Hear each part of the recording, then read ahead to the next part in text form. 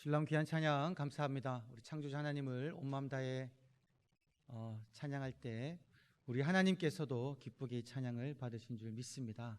우리도 언제나 이 우주 만물을 창조하시고 나를 창조하신 그 사랑의 하나님을 찬양하시는 우리 영동교회 성도님 한 분 한 분 되시기를 간절히 축원합니다.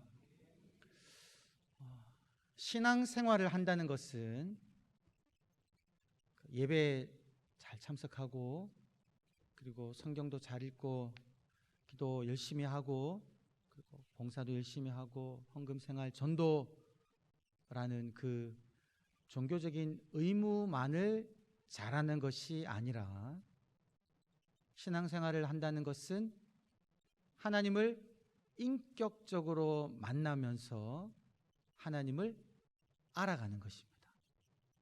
다시 한번 말씀드리면 신앙생활을 한다는 것은 하나님과 인격적인 만남을 통해 하나님을 알아가는 것이다 라는 거죠. 여러분, 이 하나님께서는 무한하신 하나님이고 그의 반면에 우리들은 우리들의 지식과 경험에 있어서 유한한 사람이기에 하나님을 알아가는 과정 가운데 반드시 일어나게 되는 것이 무엇이냐면 나의 생각의 틀이 깨어지면서 하나님이 부어주시는 새로운 깨달음을 얻게 되는 것이 필연적으로 일어나게 된다는 겁니다. 깨어짐과 깨달음이라는 현상이 우리의 신앙생활 가운데 일어나게 된다는 거죠. 여러분, 지난 한 주 혹은 여러분들의 신앙생활을 쭉 돌아보았을 때에 여러분 어떻습니까? 내가 무언가 하나님을 인격적으로 만나는 만남 가운데 어떤 깨달음이 있으셨는지 한번 돌아보시면 좋을 것 같습니다. 근데 여러분, 만약에 내가 아무리 돌아보았는데도 어떤 깨달음, 새로운 하나님을 알아가는 그러한 것이 없었다면요, 정말 내가 하나님과 인격적인 만남을 가지고 있는가, 이것에 대해서 한번 여러분들이 곰곰이 여러분 자신을 돌아볼 필요가 있다라는 겁니다.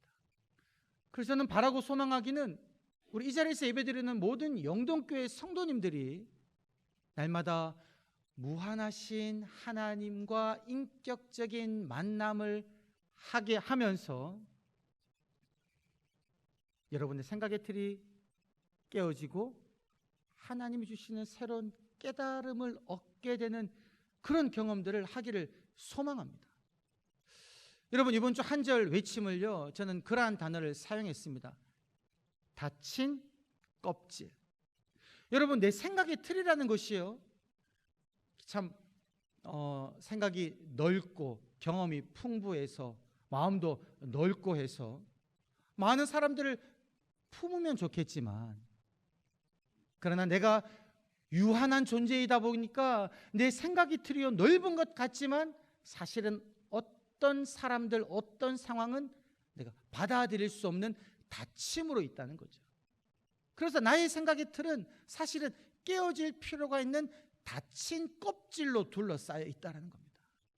그래서 여러분, 이번 한 주 동안 우리가 이런 외침을 하길 원하는데요, 하나님, 나의 이 닫힌 껍질을 깨고 깨달음으로 나아가게 하여 주시옵소서. 여러분 스스로 한번 돌아보길 원합니다. 나는 어떤 것으로 내 생각이 닫혀 있는가, 갇혀 있는가, 내가 깨어져야 할 그런 껍질은 무엇인가 돌아보면서 기도하는 마음으로 이 한 절 외침을 한번 다 같이 한번 외쳐보면 좋겠습니다. 우리 가슴에 손을 얹고 우리 주변에 나와 있는 이 한 절 외침을 기도하는 마음으로 함께 외쳐 보시겠습니다. 시작. 닫힌 껍질을 깨고 깨달음으로 나아가게 하옵소서. 여러분이 닫힌 껍질에 깨어지면요, 내가 아무리 신앙 생활을 오래 한 사람이라고 할지라도, 태어날 때부터 교회 다니고 80평생 교회 한번 빠지지 않고 신앙 생활 한 사람이라고 할지라도, 그리고 저와 같이 매일 하나님 말씀을 묵상하고 연구하면서 하나님의 말씀을 선포하고 설교하는 설교자라고 할지라도요, 신앙의 그 연수와 상관없이 모든 성도님들은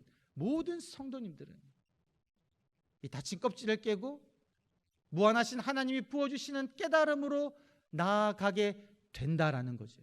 이러한 현상이 누구에게 일어나냐면 오늘 말씀을 보게 되면 베드로에게도 일어난다라는 겁니다. 여러분, 베드로는 어떤 사람입니까? 우리가 다 잘 알고 있듯이 베드로는 예수님의 수제자이지요. 마태복음 16장을 보게 되면 예수님의 신성을 가장 먼저 알아차린 사람이 바로 베드로였습니다. 베드로가 그렇게 고백하잖아요. 당신은 그리스도시요 살아계신 하나님의 아들이십니다 라고 하나님 예수 그리스도의 신성을 처음으로 고백한 사람이 바로 베드로였다라는 겁니다. 예수님께 칭찬받습니다. 비록 이 베드로가 예수님을 모른다고 3번씩이나 부인했지만 그 이후에 예수님께서 베드로에게 찾아오셨고 이 베드로는 주님의 그 부르심을 다시금 받았죠. 그래서 주님의 양을 치는 그러한 사도의 직분을 감당합니다. 그 직분을 어떻게 감당합니까? 이 사도행전 1장부터 살펴보면요, 약속하신 성령이 120명 가운데 임했을 때에 베드로도 성령을 받고 그 마가의 다락방을 뛰치고 나아가 예루살렘에 모여든 그 수많은 유대인들에게 설교하죠. 여러분들이 못 박아 죽인 예수를 하나님께서 다시 살리시고 여러분들의 주와 그리스도로 삼으셨습니다. 그 말을 듣고 여러분 3,000명이나 되는 사람들이 우리가 어찌할꼬 가슴을 치며 탄식하면서 회개하고 세례받는 그런 역사가 일어났죠. 위대한 설교자가 여러분 베드로였습니다. 그것뿐이 아니지 않습니까? 사도행전을 또 계속해서 보면 성전 미문에 어릴 때부터 걷지 못하고 앉아있는 그 앉은뱅이를 베드로는 주목하여 보면서 은과 금은 내게 없거니와 내게 있는 것으로 내게 주노니 곧 나사렛 예수 그리스도의 이름으로 일어나 걸으라라고 말하고 그 손을 잡아 일으켰을 때에 그 사람의 다리가 힘을 얻고 일어나 걸으며 뛰며 찬양하며 성전으로 들어가는 이런 놀라운 치유의 역사, 베드로가 했다라는 거죠. 그리고 사람들이 베드로에게 주목할 때 베드로는 솔로몬 공회에 서서 사람들에게 여러분들이 어찌하여 나에게 주목합니까? 나의 개인의 권능과 경건이 아니라 여러분들이 십자가에 못 박아 죽인 예수 그리스도를 믿는 믿음이 이 사람을 일으켰습니다 라고 다시금 설교할 때에 이번에는 5,000명이나 되는 사람들이 예수를 믿고 돌아오는 그 역사가 일어났다는 거죠. 위대한 설교자 베드로입니다. 이것뿐만이 아니죠. 여러분, 베드로는요 그 아나니아와 삽비라라는 사람, 땅판값 얼마를 감추고 하나님께 가지고 온 이 아나니아와 삽비라 속에 있는 거짓을 간파하고 그것을 드러냈던 영적인 분별력이 있는 사람이 베드로였고요. 그리고 말씀을 보게 되면 우리가 나누지 않았지만 사도행전 9장 32절부터 43절을 보게 되면요, 8년 동안 중풍병에 걸려서 자리에 누워있던 애니아라는 사람을 이 사도 베드로는 일으켰고요. 그리고 요바에서는 죽은 도르가를 다시금 살리는 이런 엄청난 기적을 한 사람이 다름 아니라 바로 베드로였다는 겁니다. 여러분, 이러한 베드로에게 무슨 깨어짐이 필요하다고 생각하십니까? 설교를 하면 3,000명, 5,000명에 돌아오고 병자를 치유하는 이런 기적을 행하는 이 베드로에게 무슨 새로운 깨달음이 필요하다라고 생각하십니까? 그런데 여러분, 놀랍게도 이러한 베드로도 오늘 말씀을 보게 되면 그의 생각 속에 닫힌 그런 껍질이 있었음을 우리들은 발견하게 된다는 겁니다. 하나님께서는 이 베드로의 닫힌 껍질을 이 어떤 특정한 사건을 통하여 깨우치시고 하나님의 마음을 깨닫게 해주신다는 거죠. 신앙의 연수와 상관없이, 믿음의 높이와 상관없이 모든 사람들은 하나님을 알아가게 되면, 하나님과 인격적인 만남을 하게 되면 이러한 깨어짐과 깨달음의 과정이 반드시 일어나게 된다는 겁니다. 이러한 은혜가 우리 모든 영동교회 성도님 한 분 한 분 가운데 차고 넘치기를 간절히 축원합니다. 여러분이 베드로가 기도하고 있었습니다. 기도하고 있을 때 환상 중에 그 하늘에서 어떤 그릇이 내려오는데 그 그릇에는 부정한 짐승들이 막 담겨 있는 겁니다. 음성이 들리기를 베드로야 일어나 잡아 먹으라. 그때 베드로가 이야기합니다. 주여 그럴 수 없습니다. 베드로가 주여라고 말했다는 것은요, 지금 이 음성을 들려준 사람이 다름 아니라 하나님임을 베드로는 분명히 안 겁니다.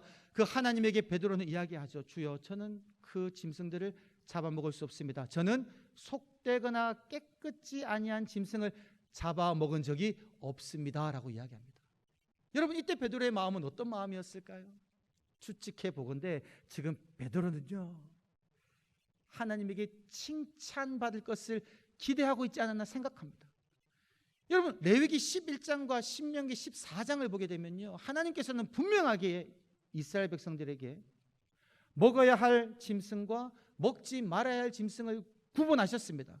부정한 짐승은 너희가 먹어서는 안 되고 깨끗한 짐승만 너희가 구별하여 먹으라는 거죠. 이 율법을 따라 베드로는요, 속되거나 깨끗지 아니한 짐승은 먹은 적이 없었다라는 거죠. 그런데 그때 이 주님이 무엇이라고 말하냐면, 하나님께서 깨끗하다고 한 것을 네가 속되다고 말하지 말라라고 말씀하는 거죠. 여러분, 이 음성을 듣고 베드로는요 의아해합니다. 성경 17절을 보게 되면 베드로가 이 본 환상이 무슨 뜻인지 의아해한다는 거죠.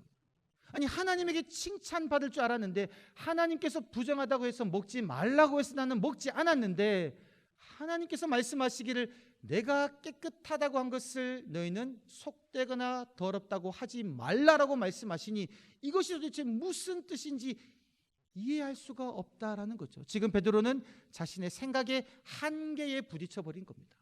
분명히 하나님이 부정한 것은 먹지 말라고 했는데 지금 이 본 부정한 짐승을 잡아 먹으라고 하는 것이 이게 무슨 뜻인지 알지를 못한다는 거죠. 그래서 베드로가 의아해하고 있을 때에, 생각의 한계에 부딪혀 있을 때에, 이제 하나님께서는 성령을 통해서, 또한 하나님의 말씀을 통하여, 또한 그가 만나는 사람을 통하여 그의 닫힌 껍질을 깨게 하시는 과정에 돌입하십니다. 이렇게 베드로가 지금 의아해하고 있을 때 누가 찾아오냐면 여러분, 이방인 고넬료가 찾아오는 거예요. 이방인 고넬료가 보낸 사람이 찾아오는데 그때 성령님이 베드로에게 말씀하십니다. 베드로야, 일어나 함께 가라. 의심하지 말라. 이 사람들은 내가 보냈다라는 거죠. 여러분, 유대인들은요 이방인과 함께 음식을 먹지 않고 그들의 집에 들어가지 않습니다. 왜냐하면 유대인들은 음식을 구별하여 먹는데 이방인들은 그런 거 상관없이 우상에게 제물로 바친 그 음식도 먹기 때문에, 이방인들은 정결하든 부정한 음식이든 그냥 먹기 때문에 유대인으로서 이방인과 교제하고 식탁을 함께 대하면요 내가 부정해진다는 거죠. 그래서 유대인들은 이방인과 사귀지도 않고 가까이 하지도 않고 그들과 함께 음식을 먹지도 않는데, 그런데 지금 성령님께서는 무엇이라고 말씀하십니까? 이방인 고넬료가 보낸 그 사람들을 따라가라는 겁니다. 그 집에 가라는 겁니다. 의심하지 말고 가서 함께 식탁을 대하라는 거죠. 왜요? 내가 그들을 보냈다는 겁니다. 이 성령의 가르침을 받아 베드로는 고넬료가 보낸 사람을 따라 그 집에 갑니다. 그러는 그 고넬료에게 그렇게 이야기하죠. 오늘 말씀 28절을 보게 되면 유대인으로서 이방인과 가까이하고 교제하는 것이 위법인 줄을 너희도 알지만 하나님께서 말씀하시기를 아무도 속되거나 깨끗이 않다고 하지 말라고 하셨기에 내가 왔다라는 거죠. 여러분, 말씀을 자세하게 주목하여 보면요 하나님께서 베드로에게 말씀하신 것은, 지금 우리가 읽은 것은 15절을 보게 되면요 하나님께서 깨끗하게 하신 것을 네가 더럽다 하지 말라, 즉 짐승, 음식에 관한 것만 말씀하셨는데, 지금 이 베드로의 말씀을 보면 하나님께서 언젠가 베드로에게 또 말씀하신 거죠. 단순히 짐승뿐만이 아니라 너희는 아무도 사람을 지칭한다는 겁니다.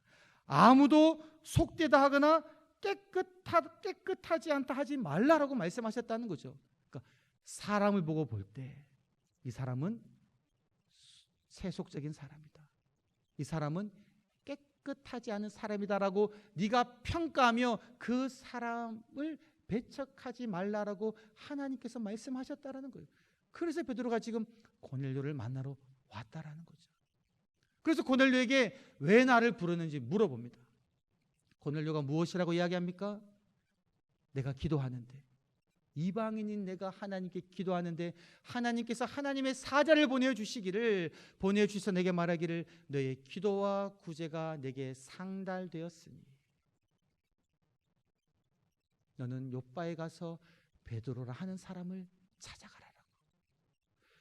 베드로를 찾아가라고 하나님의 사자가 나에게 말씀하셨다는 겁니다. 여러분, 이 고넬료의 이야기를 듣고요, 지금 베드로는 아마 깜짝 놀랐을 겁니다.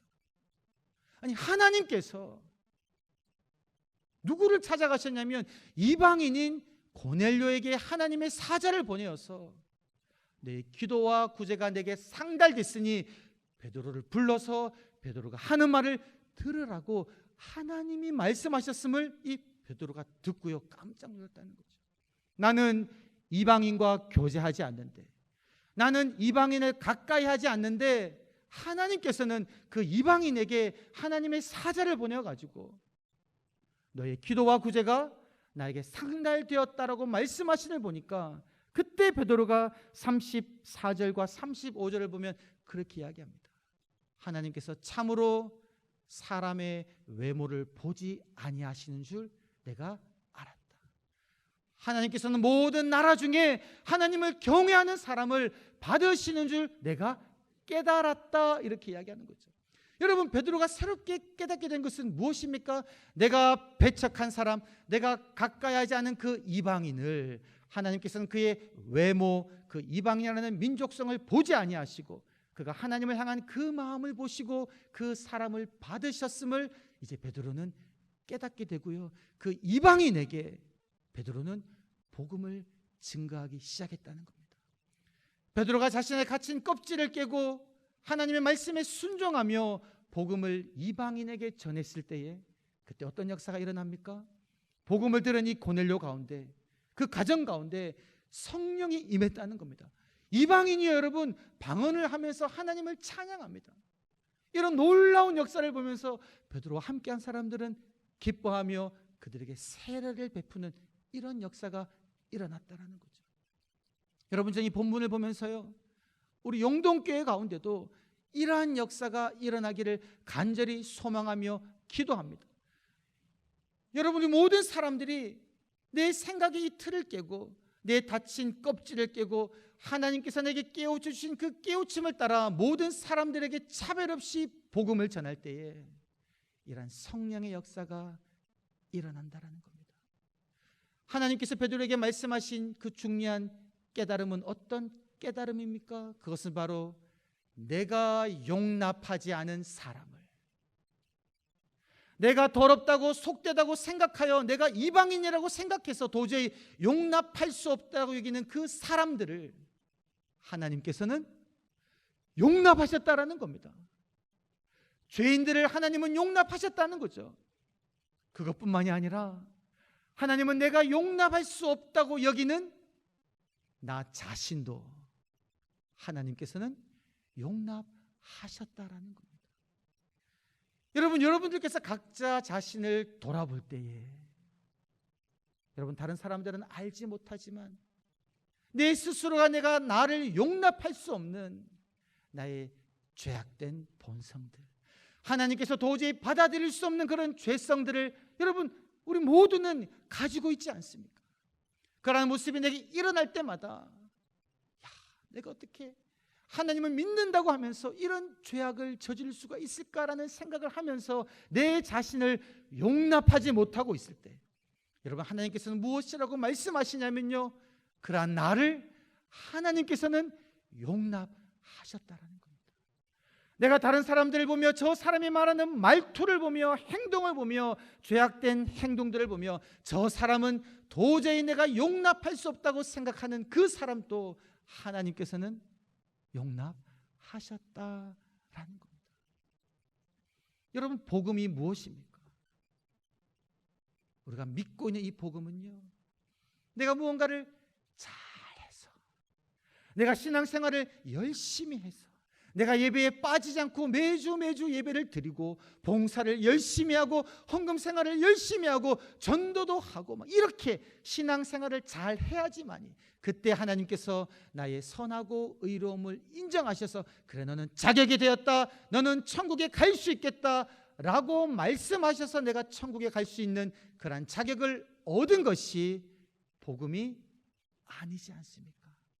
여러분, 복음은 무엇입니까? 내가 아무런 자격이 없지만 나는 허물과 죄로 점철된 그러한 죄인이지만 이러한 나의 죄성을, 이러한 나의 죄악된 행동들을 하나님은 달아보지 아니하시고 예수 그리스도를 나에게 보내어 주셔서 내 모든 죄를 지고 예수 그리스도께서 십자가의 죽으심으로 말미암아 그 보혈의 피가, 그 예수 그리스도의 십자가가 내 모든 죄를 덮음으로 말미암아 하나님께서는 죄인된 나를 의롭다고 하셔서 너는 나의 사랑하는 아들이요 딸이라고 말씀하시고 이것을 내가 그대로 받아들일 때 너는 나의 아들이다, 딸이다 라고 말한 것이 여러분, 우리가 믿고 있는 복음이지 않습니까?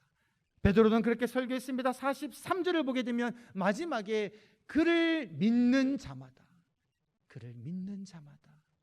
그의 이름을 힘입어 죄 사함을 얻게 되느니라 라는 이 복음의 핵심의 말씀이 고넬료 집안 사람들에게 울려 퍼질 때에 그들은 이 복음을 받아들였고 그때 그들에게 성령이 임했다라는 거죠.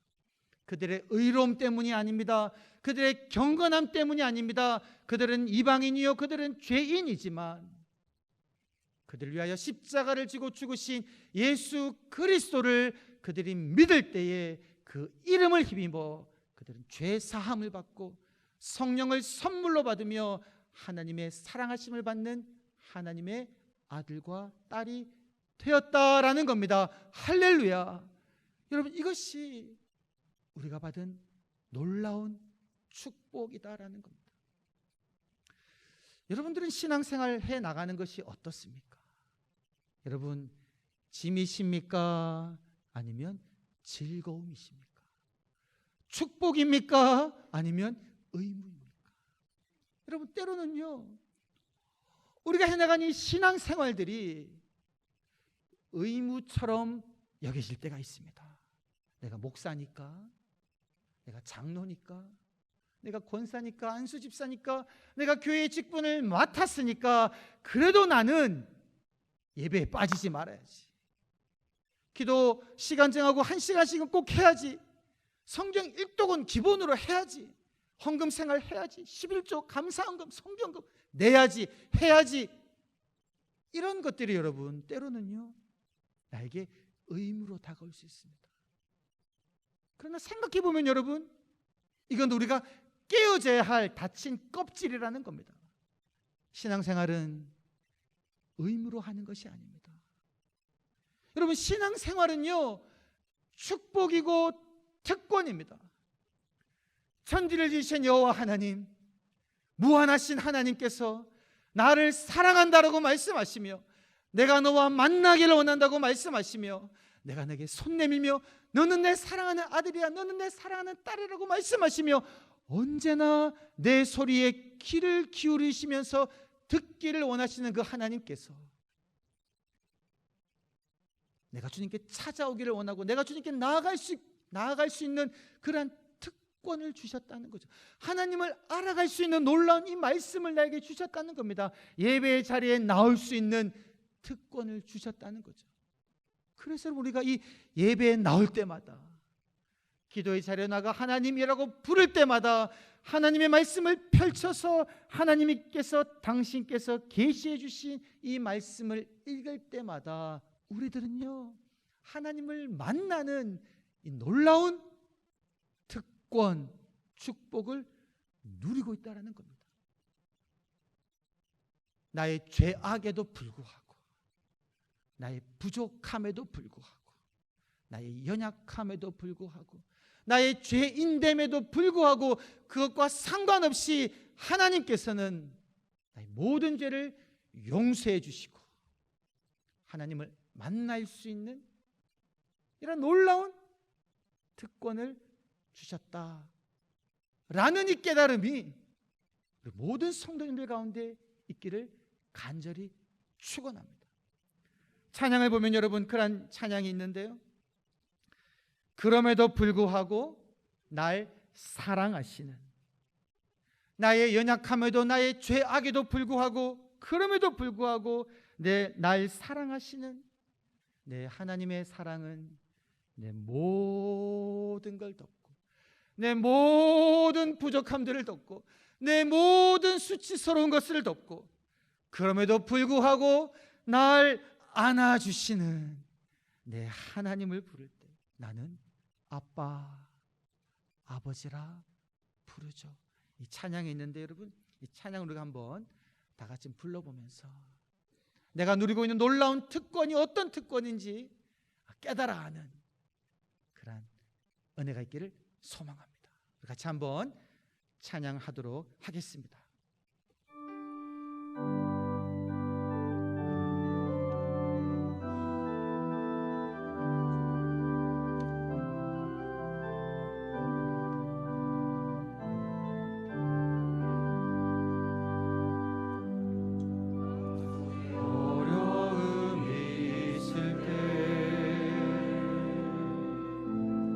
마음속에 어려움이 있을 때, 마음속에 어려움이 있을 때 주님 내게 먼저 오사 내 마음을 만지고 주님 앞에 나올 수 없을 때,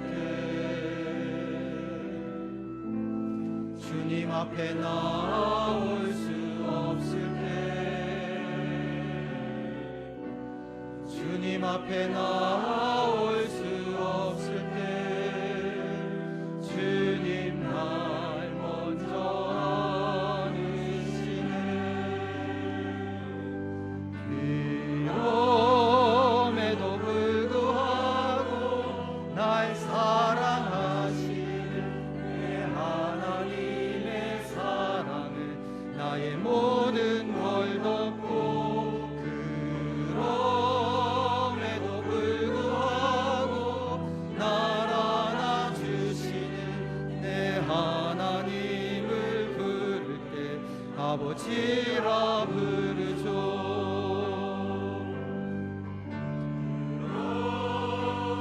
불구하고 날 사랑하시는 내 하나님의 사랑은 나의 모든 걸 덮고, 그럼에도 불구하고 날 안아주시는 내 하나님을 부를 때 아버지라 부르죠.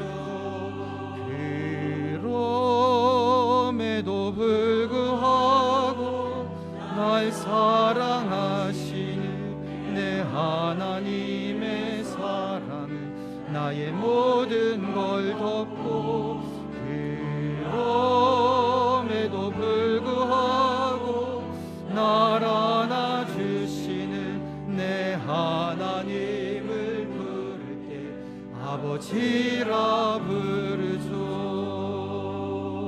우리 시간 말씀을 기억하며 함께 하나님께 기도하겠습니다. 기도하실 때 나의 모든 죄악에도 불구하고, 나의 모든 연약함에도 불구하고 나를 사랑하신다고 말씀하시며 나를 안아주시는 내 하나님께, 주님, 내가 아버지라고 부르겠습니다.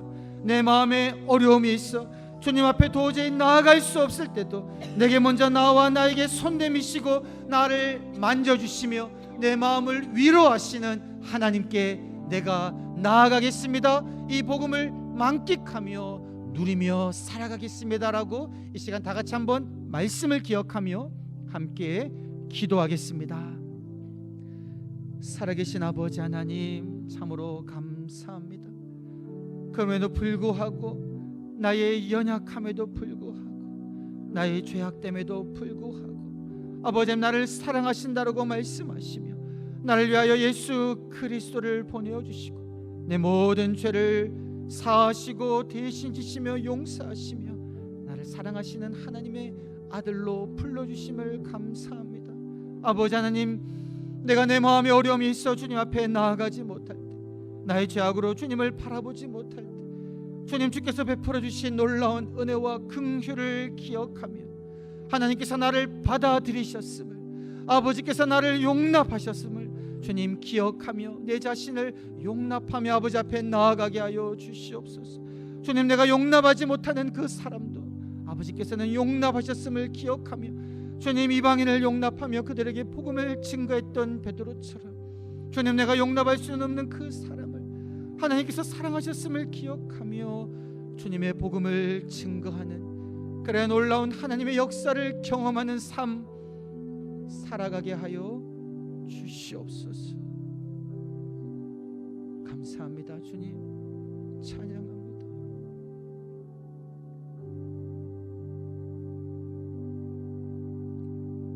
아버지 하나님, 닫힌 껍질에 갇혀 하나님의 은혜를 알지 못하고 살아가는 인생이 아니라 나의 죄악된 모든 것들을 용납하시는 하나님의 그 사랑에 온전히 잠기는 삶을 살아가게 하여 주시옵소서.